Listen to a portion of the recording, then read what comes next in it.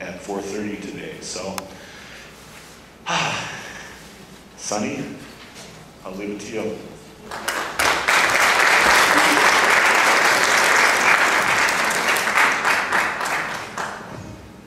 All right, am I on? Yeah, you can hear me. Can you hear me okay? Yeah. All right. Can you hear Chris?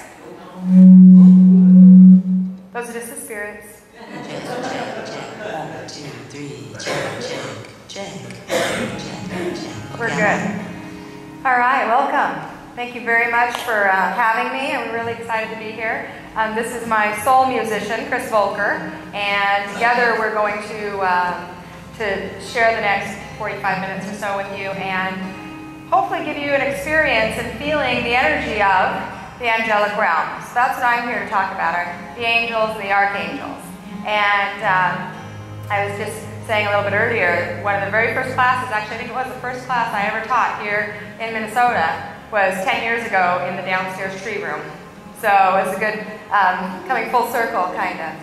So I am a psychic medium, and I teach a lot of classes and workshops on developing your intuition and things like that. And today, we want to talk about connecting with your angels.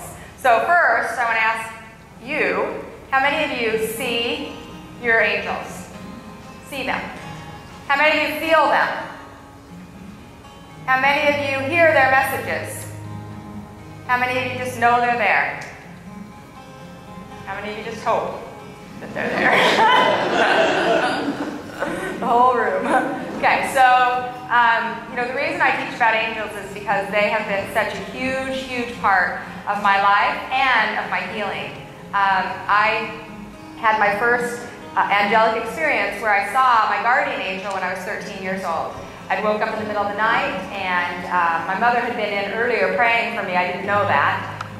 She'd been asking the angels to keep me safe. I was 13 and I was I had a lot of self-esteem issues and a lot of kind of struggles internally. And so she had come in and asked the angels to keep me safe and protect me. And that morning, in the middle of the night, 1 o'clock in the morning, I woke up, and I saw this beautiful, colorful color that I can't describe in physical words, angelic being above my bed. And I was so calm and so peaceful. And it didn't scare me, and I didn't think, oh, what's going on, or who is that? Because sometimes people do get scared when you see things, right? So I just rolled over and went back to sleep. The next morning, I was like, hey, wait, I don't think that was normal. So I went downstairs and I asked my mom, I said, this is what I saw. And she goes, Sonny, that was your guardian angel. And then she went on to tell me that she'd been in earlier asking for them to protect me and to keep me safe. And so from that point forward, I started experiencing the angels. I started learning more about them, not necessarily from books, but from them. Like, they started coming into my life in different ways. There was some studying. I kind of checked into a little bit of it, thinking, because I didn't really know that y'all had guardian angels. I didn't know that that was a typical thing, because I really didn't have a religious background. But what happened then was I also started seeing spirits. We had a woman that lived on the stairs of our house, and her husband had passed in the house years before, and she hung out in this little stairway area. And I loved that she was there, and I could see her and feel her. But I loved it because I would watch all of my non-believing family and friends walk up the stairs, and then they'd run up the other part of the stairs because they could feel something, but they couldn't see it. So I had the opportunity at that age to really explore the spiritual world and seeing different energies around people and auras and things like that. But mostly, I was a feeler. I felt the energy of people. I felt their pain. I felt the sadness. And my little brother, who's 8 years younger than I am, saw everything. He saw his angels. He saw his guides. He saw deceased loved ones. And I always wanted to see. How many of you want to see? I always wanted to see. I felt them, and sometimes I saw them, but I felt them. But he could see them. He had what he called his friends, and his friends were circles and squares and triangles with wings. And those were his friends. He called them his friends, and he saw them from the time he started talking. And everywhere we'd go, his friends came with us. We'd get in the car, they'd all have to get in the seatbelt. If we went to the grocery store, they'd all have to get in the cart. And that was just a really, really important thing for him and for us learning, because he was seeing everything that we all wanted to see. But I was feeling it. So I had to learn how to kind of trust my feelings. And I had to learn how to embrace my natural spiritual gift, which was clairsentient, or feeling. So how many of you recognize that you're a feeler? Okay, how many of you are visual? You see. How many of you are cognizant? You know. And how many of you are audient? You hear. Okay, so the majority of the room, if you notice, are feelers. And a lot of times we have a tendency to struggle with that feeling because we don't get the validation in any other way. We don't see it, we don't hear it, we don't know, we just feel. And we don't always know if we're feeling our feelings or if we're feeling everybody else's feelings. So those of us that are feelers, how many of you absorb the energy of other people? Emotion, physical pain.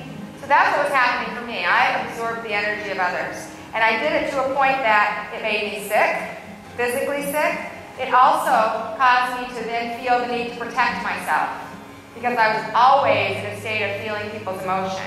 So for me, the way that I protected myself, unconsciously, I didn't know this, but the way that I protected myself was with weight. I carried a lot of extra weight on my body as a way of protecting myself and keeping that energy and that emotion away from me. And I think that's very, very common for clairsentient people. And so I had to learn another way. So I started working with Archangel Michael shortly after this experience, and asking Michael to be with me and to surround me and to protect me so that I didn't absorb the energy of everybody else. Do any of you work with Michael? So Archangel Michael is the angel of protection, guidance, strength, and courage.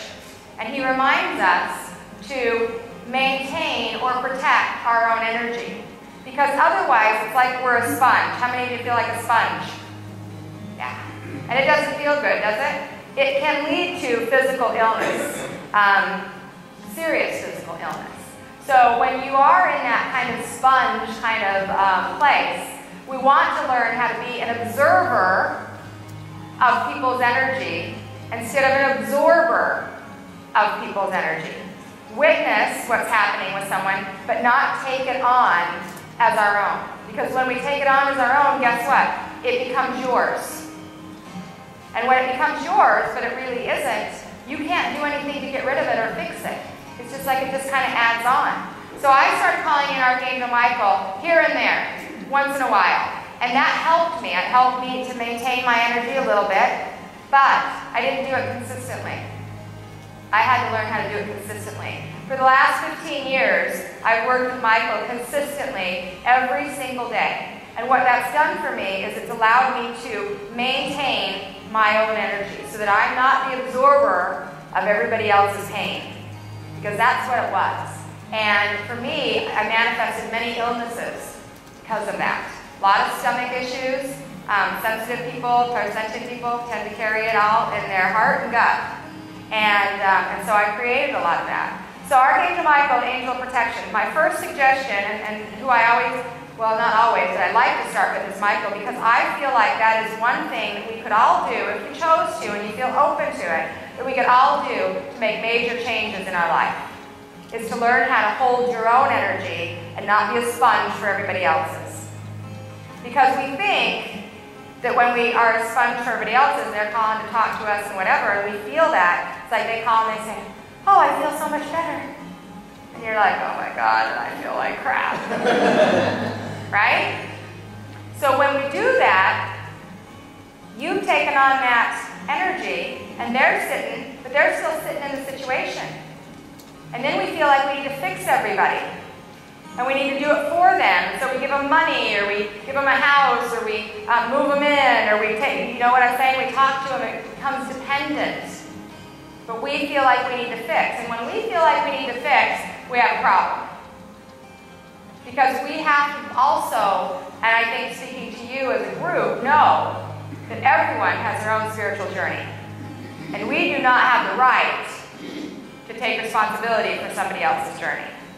Would you agree with that? That is not our place. We can hold hands, we can support, we can encourage, but when you start taking on other people's stuff, you are sometimes unconsciously, sometimes consciously, taking their journey and putting it in your hands. And everyone has the ability to maneuver their way through this life in the exact way that they need to.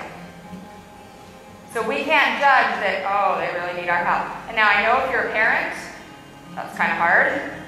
Sometimes we're like, well, let me just put you over here. But we can't do that. I have a son that's 22 and I have a son that's 14, and I've walked a really interesting, incredible journey, especially with my older one. And there are many times in my life where that's exactly what I did. Let me just help you. Let me just fix you. Because he had a lot of issues. And a lot of emotional and mental issues. And the reason he had so many of those was because while he was in the womb, I had so many of those. While I was pregnant with him, I had a lot of depression and anger and sadness and fear because I never planned to be pregnant as a teenager. I never wanted to do that. So all of that emotion and all of that pain that I experienced within me when he was living in my body, when he was born, came out in another way. And so at a young age, he was diagnosed with many mental illnesses. ADHD, OCD, oppositional defiance disorder, bipolar tendencies, autistic tendencies. That's a start. And what I realized was that he triggered all kinds of things in me. We had one of these kind of relationships. Any of you have somebody like that in your life? Where you just kind of always butt up against them? They're your greatest teachers. They're your greatest teachers, if you will take the lesson. So he had all these issues, and the doctors and teachers and everybody were telling me that he did. And so I was trying to find him help. I took him to every doctor that there was. Holistic, homeopathic, naturopathic, allopathic, every kind of healing that there was. We saw hypnotherapists, rebirthers, chiropractors, and we was in a study at Phoenix Children's Hospital. We did everything to try to help him. And one day, when he was about 10, sad to say that it took me that long to figure it out, or to hear the message, Spirit said, it's not about him, it's about you. You heal you. Quit trying to fix him. Everything will shift. That sounded like a tall order. Okay, fix me. Well, obviously there's nothing wrong with me. He's the one that's been diagnosed. But I started working on me. I started taking care of me. I started learning how to love me.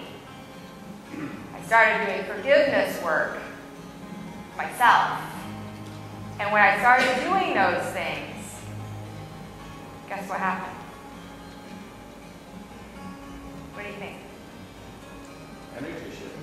The energy shifted, which caused what? Him to heal. But it actually wasn't him that needed the healing, it was me. And the way that that whole thing happened, what I started doing was I started working with Archangel Zadkiel. Archangel Zadkiel is the angel of forgiveness. Michael, protection, courage, strength. Zadkiel, forgiveness. Zadkiel vibrates to the color violet. And I started working with Zadkiel to help me to forgive myself for the pain, for the challenges that I created in my son. Because he came to help me to heal. He came to teach me to love myself. And that was tall order. That was difficult. I was a teenage pregnant mom. I never planned on having children. My boyfriend was an alcoholic. We lived in a little shack. I was on welfare and food stamps because he didn't work and I had to go on bed rest. And I had all kinds of things that would cause me to judge myself. I was extremely critical of myself. And I created a very nice mirror of that around me. So I started working with Zadkiel. I need to forgive myself. And how do I do that? How do I forgive myself? How many of you recognize you have somebody in your life